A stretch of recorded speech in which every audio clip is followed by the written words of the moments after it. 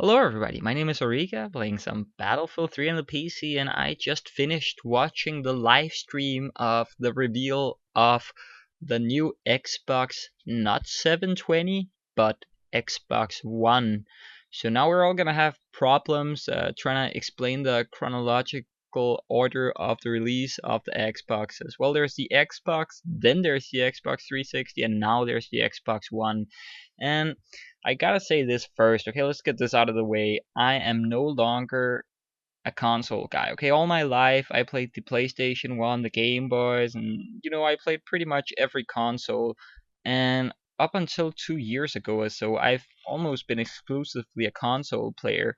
And well, I really loved the console. I mean, and the Xbox and the PlayStation, I consider them both to be good consoles, and I still do to this day. But the thing is, I get that we got they showed us this new Kinect 2.0, I think it was called, and they showed how that you could use your hand gestures to command your Xbox to do certain things, and you could also use some voice activation. But the thing is, you can already do that with a computer.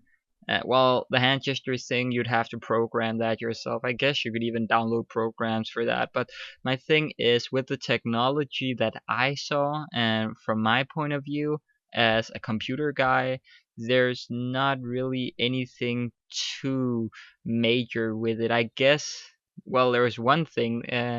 Just in the ending, we got the details that it is in fact going to be a 60 frame console, so we will get 60 frames per second on the Xbox, and I could imagine on the PlayStation as well. There's been some speculation, but now it is confirmed it will be 60 frames. It had this whole smart interface that kind of looked like Windows 8, and apparently it's a mashup of two operating systems. And they make it sound all fancy, and it really looked fancy as well. I never actually saw any of these live reveals of stuff. I'm not really too much of a geek, but I figured that people playing Battlefield might be interested. I know some guys playing Battlefield on the Xbox myself, so yeah. But really, I didn't draw anything too interesting from it. I guess 60 frames per second is good. I could imagine that you'd have higher capacities on servers like in games like Battlefield and Call of Duty, which they, by the way, also world premiered there. The Call of Duty Ghost game that will be released within this year, I think. And they also talked about all these exclusive games for the Xbox title, and how the expansions would release first on the Xbox and so on. But that's pretty much the same thing we saw with the PlayStation 3 and Battlefield, and how they could play before PC users and so on. And I guess you could market that to some people. I'm not a guy who's gonna buy another console so I can play the game a week before other people. I mean, sure, I like Battlefield, but I'm not gonna like dedicate my life to just doing everything Battlefield.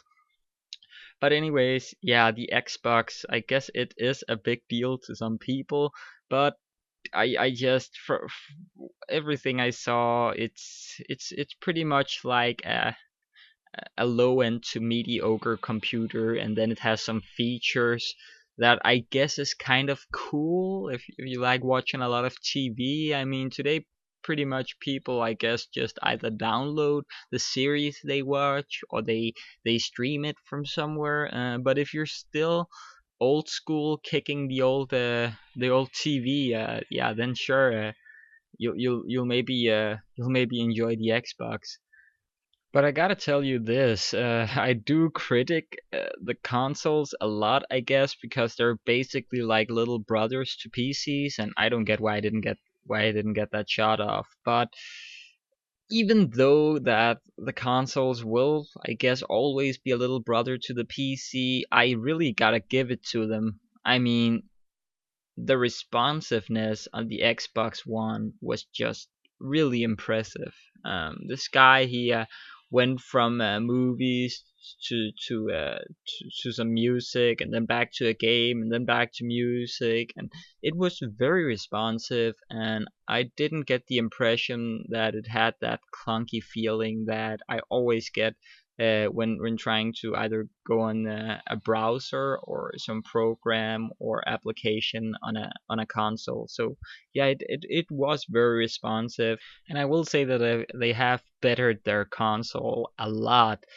But the thing is, a computer is still upgradable, and I just see so much more potential in a computer. I mean, my computer as it is right now, I won't need upgrading for years to come, and I could still run anything at least medium. And it's it's really up to you, I guess. Do you have the dough to buy a computer, or will you have it soon? Buy a computer.